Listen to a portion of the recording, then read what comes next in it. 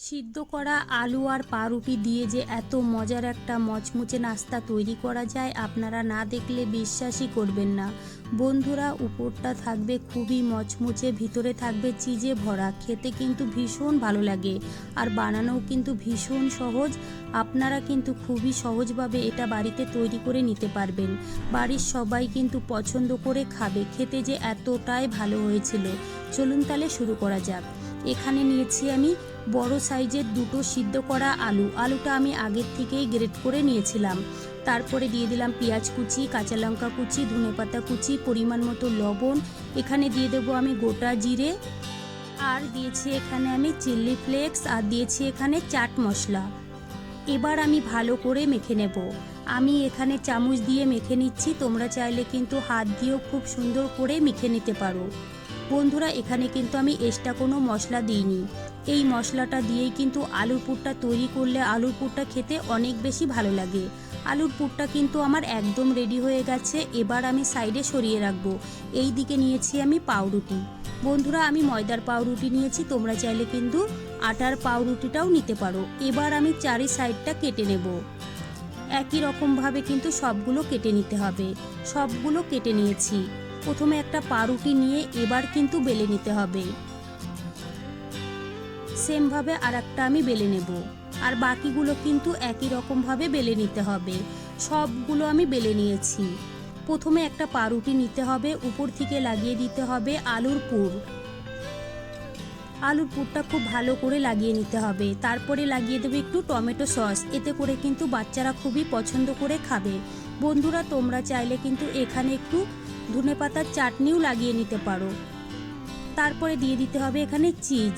বন্ধুরা, চিজ দিলে কিন্তু বাচ্চারা খুবই পছন্দ করে খাবে আর খেতেও কিন্তু ভীষণ ভালো লাগবে। আর না হলে কিন্তু তোমরা স্কিপও করতে পারো। একটা কিন্তু রেডি হয়ে গেছে, সেমভাবে আর একটা বানিয়ে দেখাবো। আর বাকিগুলো কিন্তু একই রকমভাবে রেডি করে নিতে হবে। সবগুলো আমি রেডি করে নিয়েছি। দেখুন বন্ধুরা, দেখতে কতটা সুন্দর লাগছে। এখানে একটা বাটিতে নিয়ে নিলাম আমি 1 বাটি ময়দা, দিয়ে দিয়েছি সামান্য একটু লবণ। এবার আমি ভালো করে মিশিয়ে নেব। তারপরে অল্প অল্প জল দিয়ে একটা ঘন ব্যাটার তৈরি করে নিতে হবে। ব্যাটারটা কিন্তু খুব বেশি পাতলা করা যাবে না, ঘন করেই তৈরি করতে হবে। দিয়ে দেবো এখানে সাদা তিল, আর দিয়েছি ধনেপাতা কুচি আর একটু চিলি ফ্লেক্স, এতে করে দেখতে ভীষণ ভালো লাগবে। ব্যাটারটা আমাদের কিন্তু একদম রেডি হয়ে গেছে। প্যানে আমি তেল গরম হতে বসিয়ে দিয়েছি, তেলটা কিন্তু গরম হয়ে গেছে। এবার আমি ময়দার ঘোলে ডুবিয়ে নাস্তাগুলো ভেজে নেব। একসঙ্গে কিন্তু সবগুলো দেওয়া যাবে না, অল্প অল্প দিয়ে আমি ভেজে নেব। উপর থেকে এইভাবে একটু তেল ছড়িয়ে দিতে হবে, এতে করে কিন্তু নাস্তাটা চারিদিকে একই রকমভাবে ভাজা হবে। 2 মিনিট এইভাবে রেখে দিতে হবে। তারপরে কিন্তু উল্টিয়ে পাল্টিয়ে সুন্দর করে মচমুচে করে ভেজে নিতে হবে। খুব সুন্দর করে কিন্তু আমি ভেজে নিয়েছি, আর কালারটাও কিন্তু ভীষণ ভালো হয়েছে, আপনারা কিন্তু দেখেই বুঝতে পাচ্ছেন। এবার আমি তুলে নেব। আর বন্ধুরা, বাকি নাস্তাগুলো কিন্তু একই রকমভাবে ভেজে নিতে হবে।